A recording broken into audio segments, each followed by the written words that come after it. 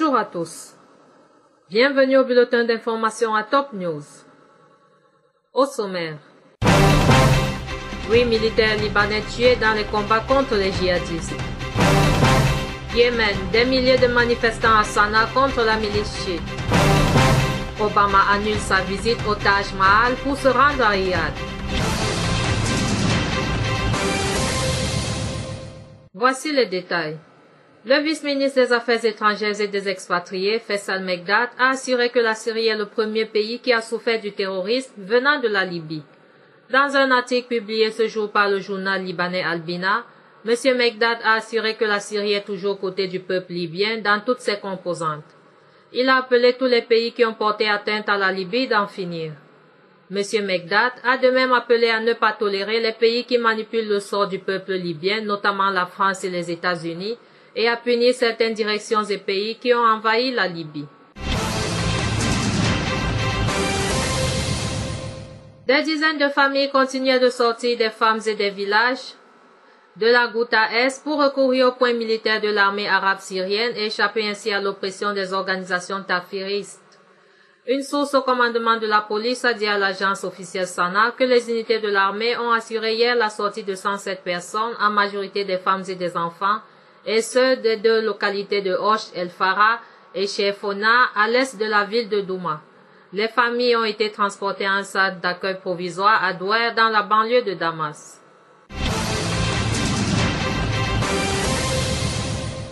Le groupe État islamique n'a pour l'instant perdu que 700 km² de territoire en Irak, soit seulement 1% des 55 000 km² conquis en 2014 selon les chiffres du Pentagone. C'est un petit pourcentage, a reconnu vendredi le contre-amiral Kirby, le porte-parole du Pentagone. Mais ces kilomètres-carrés reconquis pour l'essentiel par les forces kurdes dans le nord de l'Irak sont des endroits qui comptent pour l'État islamique, des villes des zones peuplées, a-t-il indiqué. L'État islamique désormais recrute des enfants pour combattre ou mener des attaques suicides, ce qui pourrait signifier qu'ils ont des problèmes d'effectifs.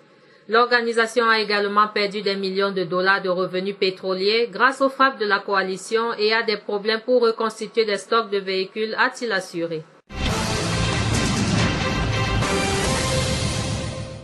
L'armée libanaise a retrouvé les corps de 3 soldats dans le jus de Rais Baalbek, rapporte samedi l'Agence nationale d'information. L'agence précise qu'il n'y a pas de soldats disparus. Tout au long de la journée de vendredi, la troupe a affronté près de 200 éléments armés dans le jus de Rais Baalbek, près de la frontière syrienne. Dans la soirée, l'armée libanaise avait annoncé que 5 militaires libanais, dont un officier, ont été tués dans les affrontements. Voici la liste des victimes. Le lieutenant Ahmad Mahmoud Tabik, né en 1987, le sergent Mohammad Nahazi Nasreddin, né en 1983, le soldat Bilal Kod Ahmad, né en 1986, le soldat Mohammad Ali Aladin, né en 1995, le soldat Hassan Ramadan Dib, né en 1992.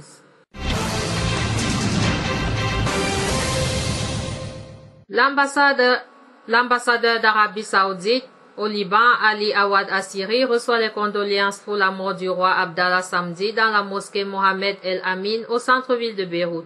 Le leader du Parti socialiste progressiste Walid Jumblat ainsi que le ministre de la Santé Wael Boufaou font partie des personnalités qui ont présenté leurs condoléances. Le roi Abdallah d'Arabie est décédé vendredi après avoir régné pendant 20 ans sur la première puissance pétrolière mondiale et son demi-frère le prince Salman, 79 ans, lui a aussitôt succédé sur le trône. Le patriarche maronite Monseigneur Béchar Araï est en bonne santé et sortira de l'hôpital en début de la semaine prochaine, a indiqué samedi le responsable de la communication et du protocole à Keke, Waïd Gaët. Le patriarche devra ensuite se reposer, a souligné M. Gaët.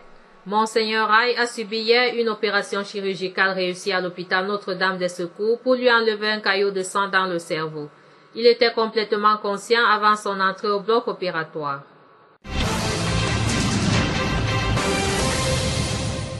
Des milliers de personnes sont descendues samedi dans les rues de la capitale du Yémen lors de la plus grande manifestation anti-Houthi depuis l'entrée de ces miliciens chiites dans la Sanaa en septembre. Le Yémen se trouve sans gouvernement ni président depuis vendredi après la démission des 2 chefs de l'exécutif sous la pression des miliciens chiites qui ont assiégé durant la semaine le palais présidentiel et plusieurs autres bâtiments gouvernementaux.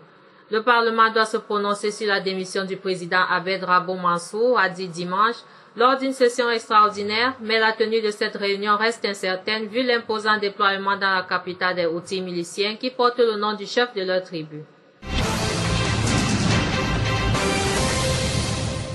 Le président américain Barack Obama a décidé de renoncer à la visite du Taj Mahal et d'écourter son séjour en Inde, où il est attendu dimanche pour se rendre en Arabie Saoudite après le décès du roi Abdallah, a annoncé samedi la Maison-Blanche.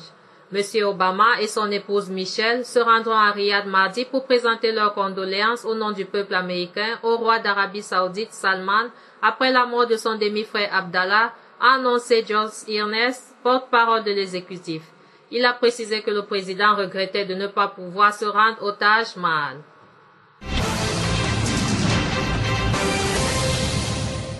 Autre titre. La police espagnole a arrêté samedi 4 personnes suspectées d'être des extrémistes islamistes sur le territoire espagnol de Ceuta frontalier du Maroc et enquêtait pour savoir s'ils projetaient de mener des attaques en Espagne, a annoncé le gouvernement. Il s'agit des dernières arrestations de suspects à Ceuta et à Melilla, l'autre territoire espagnol en Afrique du Nord où les autorités espagnoles surveillaient des cellules extrémistes présumées. La police a mené à l'aube des perquisitions dans 2 propriétés qui ont conduit à ces arrestations, a précisé le ministère de l'Intérieur dans un communiqué. Les policiers cherchent à savoir si les personnes arrêtées, qui formaient une cellule, disposaient des infrastructures nécessaires pour mener des attaques sur notre territoire national, est-il précisé. Enfin, des combattants du groupe islamiste armé Boko Haram ont abattu vendredi 15 personnes dans un village proche de leur fief historique de Maiduguri, dans le nord-est du Nigeria, a-t-on appris samedi auprès d'un des témoins et des forces de sécurité. Les terroristes ont attaqué le village de Gambari, qui est situé au moins à 5 km de Maiduguri, vers 5 heures du matin. Ils ont tué 15 personnes et ont mis le feu à tout le hameau, a indiqué samedi une source sécuritaire.